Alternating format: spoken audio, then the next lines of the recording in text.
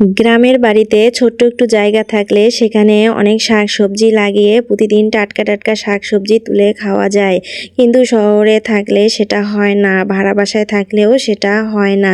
গ্রামে যেখানেই যেটা লাগানো হয় সেখানেই খুব সুন্দর সেখানে হয়ে যায়।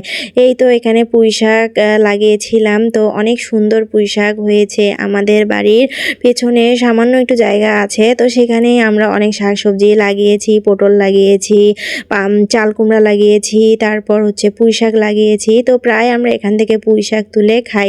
তো গ্রামে থাকলে এভাবে কিন্তু প্রতিদিন টাটকা শাকসবজি খাওয়া যায়। আমরা এভাবেই শাকসবজি প্রতিদিন তুলে রান্না করে খাই, কিন্তু শহরে বা অন্য ভাড়া কোথাও থাকলে সেখানে আসলে সব কিছুই কিনে খেতে হয়, এমনকি পানি পর্যন্তও কিনে খেতে হয়, কিন্তু গ্রামে সেটা করতে হয় না। গ্রামে থাকার মজাই আসলে আলাদা। অনেক আপুদের আসলে দেখি আমি যারা শহরে থাকে, তারা হচ্ছে বেলকনিতে বা ছাদে এরকম কিন্তু অল্প কিছু সবজি লাগিয়ে তারাও কিন্তু খায়। তো যাই হোক, এদিকে তো আমি সব কিছু রেডি করে নিয়ে চুলার পাড়ে এসেছি, কারণ হচ্ছে আমাদের রান্নাঘরটা একটু অনেক দূরে।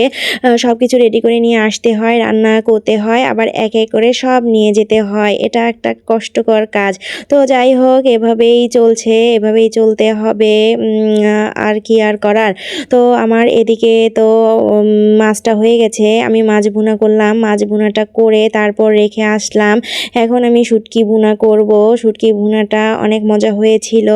শুটকি ভুনাটা আমাদের সবারই পছন্দ, যেহেতু আমাদের এখানে শুটকি পাওয়া যায়, তো অনেক শুটকি নিয়ে এসেছে, তার মধ্যে অল্প একটু শুটকি নিয়েছি টেস্ট করার জন্য। শুটকিটা ভুনা করেছিলাম সামান্য একটু, তো অনেক মজা হয়েছিল অবশ্য। তারপর শুটকিটা নামিয়ে শুটকিটা রেখে আসব।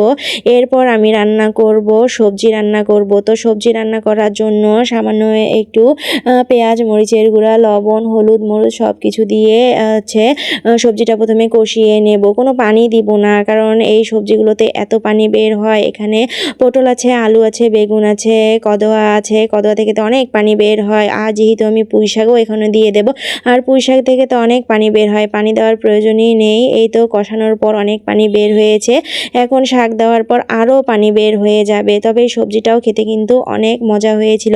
গ্রামে আমরা এভাবেই সবজি রান্না করে খাই, সব সবজি একসঙ্গে মিক্সড করে রান্না করে খাই। আমি এই সবজির মধ্যে কিছুটা শুটকিও অ্যাড করেছিলাম, সেজন্য টেস্টটা আরও দ্বিগুণ হয়েছিল। তারপর এই তো ছোট ছোট কিছু আলু ছিল, তো আলুগুলো দেখতেছি যে পচে যাচ্ছে। কিছুটা আলু আমি বেছে ফেলাই দিয়েছি, বাকি কিছুটা আলু আজকে ভর্তা বানাবো, তেলে ভেজে ভর্তা বানাবো। ছোট ছোট গুঁড়ি আলু প্রথমে সিদ্ধ করে নিলাম, তারপর তেল দিয়ে ভেজে নিয়েছি, কিছুটা রসুন দিয়েছি, পেঁয়াজ দিয়েছি, আর শুকনা মরিচ। শুকনা মরিচ ছাড়া তো ভর্তা একদমই চলে না, শুকনা মরিচ দিয়ে ভর্তা করলে ভর্তার টেস্ট আরও অনেক বেড়ে যায়। তো এই তো ভর্তা হয়ে গেছে। আজকে এ পর্যন্ত। সবাই ভালো থাকবেন, সুস্থ থাকবেন। আল্লাহ হাফেজ।